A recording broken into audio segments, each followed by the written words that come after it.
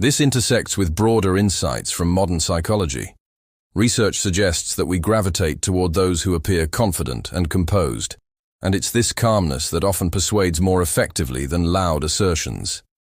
Behavioral studies show that emotional outbursts can undermine credibility, while composure suggests assurance. The more unwavering you are, the more people subconsciously assume you have a valid point or superior knowledge, even when you speak fewer words. Yet Nietzsche did not advocate for a life of mute seclusion. He never implied that one should shrink from every debate or stifle every urge to confront. Rather, he insisted on deliberate engagement. Avoiding all conflict can be just as self-limiting as flying into every argument that comes your way. If growth emerges from testing boundaries, then sometimes the friction of a worthwhile argument can forge new insights. The Übermensch walks a refined line, choosing conflicts that matter and sidestepping those that do not. If an argument can sharpen your ideas, reveal deeper truths, or catalyze transformation, it's worth having. If it's a mere rehash of stale positions or a pointless clash of egos, silence can be a far better strategy. Nietzsche himself was a figure who relished provocation. He wrote in a style that challenges readers, pushing them to question inherited values. One might see his entire philosophical legacy as an ongoing invitation to disrupt complacency. Paradoxically, it's the same thinker who might encourage not to get mired in trivial disputes. Disruption has purpose only when it dismantles illusions or fosters evolution. This raises the question of how to handle daily disagreements. Perhaps the simplest approach is to assess whether the disagreement prompts genuine progress or if it is just a psychological tug-of-war. If an office colleague criticizes a minor detail and you find yourself reflexively angered, ask, is giving in to that annoyance productive? Will launching a counterattack improve anything? More often than not, the personal jab is a small wave, a fleeting test of your emotional equilibrium. By remaining unruffled, you retain something far more valuable than winning the point.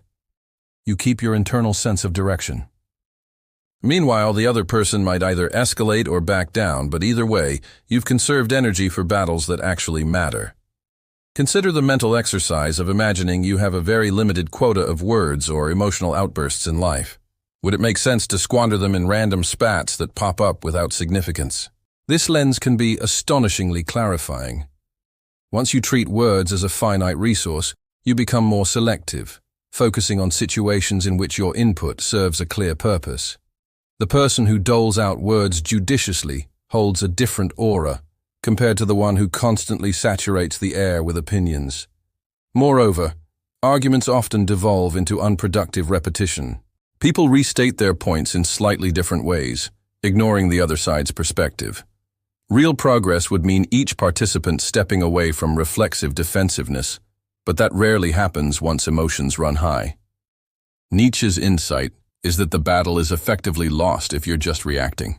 Without that emotional entanglement, you remain free to guide events, or even walk away without regret. This strategy extends beyond mere conversation. It applies to online interactions, negotiations, and creative collaborations. In digital platforms, short bursts of heated comments can swiftly escalate. If you respond in kind, you might discover that after 100 posts, neither side has budged. Meanwhile, onlookers may see the entire spectacle as an echo chamber of hostility. The more advanced tactic is noticing when a conversation has zero potential for meaningful exchange and withdrawing quietly. In that sense, controlling yourself also controls the tempo of the discourse, leaving others floundering in their own aggression. Thus, the key takeaway from Nietzsche's perspective is not never speak. It's to avoid the trap of letting emotional triggers overshadow your bigger goals. Your voice can be thunderous if necessary, but only once you've chosen the best moment to unleash it. At other times, a calm smile or a brief silence might communicate more effectively than any cascade of words. The same is true when you do decide to engage in conflict. Do it as a masterful move that either catalyzes transformation or clarifies a profound principle, rather than as a reflex for ego gratification. All of this highlights the hidden potential within the short pause. the moment you refrain from an immediate retort to ask yourself why you feel compelled to argue. Is the argument unveiling something genuinely worth exploring? Or is it merely stoking a desire to defend your identity? The distinction is crucial. Where many rush to protect their illusions, the person with well-honed self-awareness might see a chance to refine or reaffirm an evolving vision, or to remain untouched by negativity that leads nowhere. In day-to-day life, there's no shortage of opportunities to test this approach. A friend might challenge your preferences. A stranger might offer unsolicited criticism. A co-worker might dismiss your input. In each instance, you have a choice: leap into the fray, or gauge whether the silence of composure might ultimately grant you greater influence.